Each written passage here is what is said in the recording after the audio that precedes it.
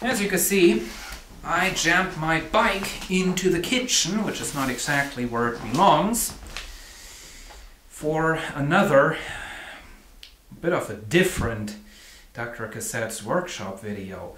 Now, we're not going to do any mechanical work on this. I refuse to do any mechanical work on my bike. It's too dirty. I'm not the kind of person to do that. Just bring it out to a workshop and have it done professionally. Today I decided to take my time to do something about the light system of this bike. We are doing electrical work. As you can see, this has a rear light, and it's one of those LED sensations which even, keeps lighting up the scenery even after you stopped riding and all that. Anyway, that has been broken for a couple of months now, and by now, since winter is just ahead and the days are getting shorter, I just can't ignore it for any longer, because, when I'm driving to the station early in the morning or when I'm returning late in the evening, it's dark, and whenever it's dark, it's good to have the lights working. Anyway, kind of an interesting way they wired this. This is also why I'm making this video, because I just it's such a stupid problem. I first thought the LED light was broken. I mean, I guess that's Chinese technology at its best right there, so can't expect much from that. But really what is broken, as I just recently found out, is, as you can see, now this has one of those, the generator, in Germany we call it the dynamo, I'm not sure if you know that term in English, but the generator for electricity is sitting in the front wheel, right in the middle, inside of there, which makes riding the bike while having the lights turn on a lot easier. Power comes up into this light right here. The power goes into there, and there is a power switch right there. And that then supplies electricity over there, which goes through the tube.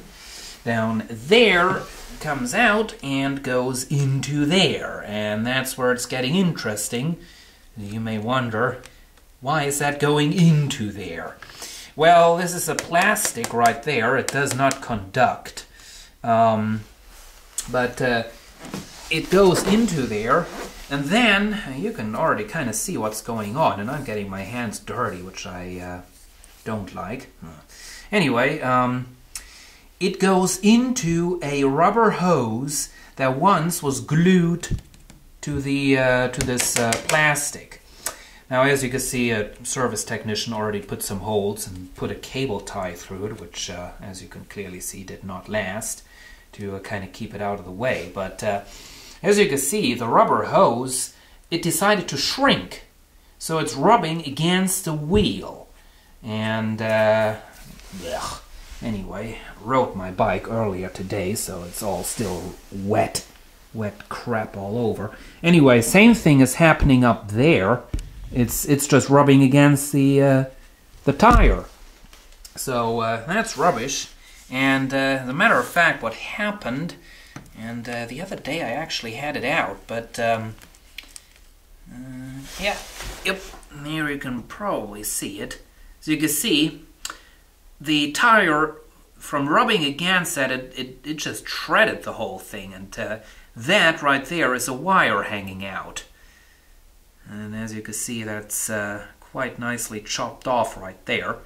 So, obviously, the rear light can no longer work because it just doesn't get any power anymore.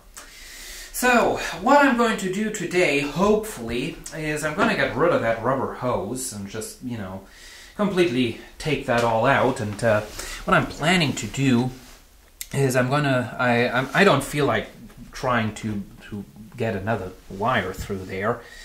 I could probably pull one through, but anyway, quick repair. I'm just gonna see where the wire ends inside of there, and then chop it off and splice on another wire, and then I'm gonna take that, run it up here around there, up there, and then all the way till behind there to the light.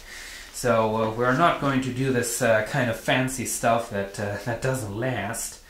I'm just going to do it very, very, very simple, and in a way that I can actually see whenever the wiring is broken. I mean, it took quite a while till I noticed that this wasn't working quite right.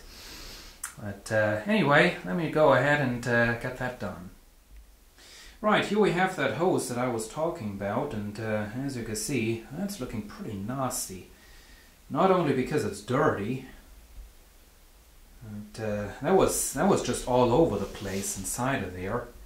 And right there we have that wire, and I did not cut this off. As you can see, this is how the tire actually, you know, it was just grinding that away. As you can see, that's actually a really clean cut, if the camera would only focus on that, which apparently it doesn't. But there it is. Anyway, now I'm gonna, you know, get that out of there, and everything's dirty in there. Anyway, I'm gonna splice on an extension and get that light right there reconnected. And there it is. It is working again. This is of course the stupid afterglow feature, whatever you want to call that. But as you can see, this is where the cable went in originally, and now comes out of the light, goes right there, and under this it runs along. You can see another cable tie right there, and then it just goes along there. You can see the actual cable right there. It goes over there. Put it into place right there with insulation tape, and it goes down there. And it then continues, and right there you can kind of see, this is where I spliced it in. And there is of course the original cable right there. So that's how I did it, and hopefully this is going to last for some time, maybe even longer than this sensational rubber hose construction. But yeah, so there it is.